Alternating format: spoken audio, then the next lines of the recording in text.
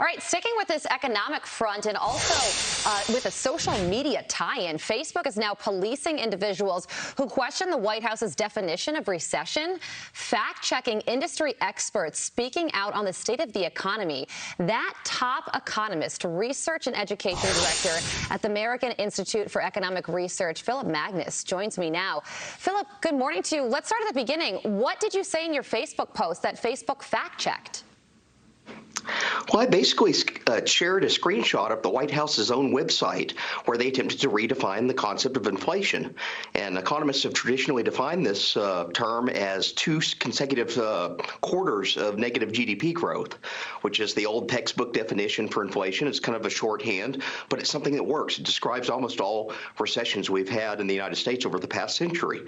And yet just sharing that caused Facebook to flag it and put a fact check notice on my page. And you were fact-checked for just stating the textbook definition of inflation. So when the fact-checkers get it wrong and fact-check something that is accurate, where does that leave us? I guess that's why you're calling this Orwellian.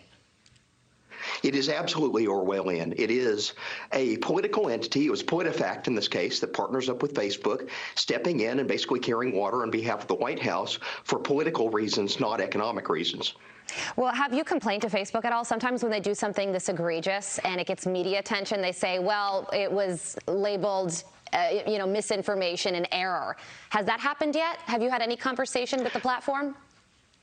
I've had nothing in return from them. I did share a screenshot of the post, basically saying that sunlight's the best disinfectant here, and it did go viral. So it drew attention to the fact that they're using political talking points in lieu of actual fact checking. They're stepping in and becoming partisan actors here. Yeah, they certainly are. This is truly unbelievable. It's not the first time something like this happened. It certainly won't be the last.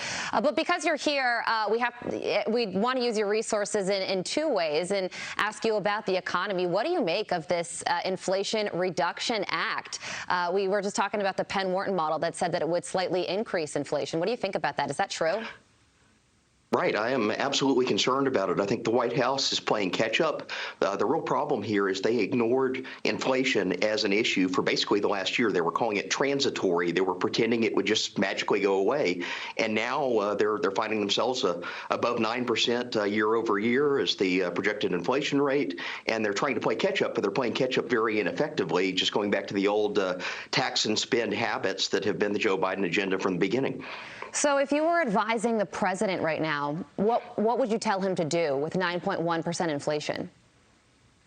First off, I would say we need to be honest with the American people. Quit this almost like Nixonian language of trying to manipulate the terms, manipulate what's actually going on. We need to confront the fact that inflation is occurring right now.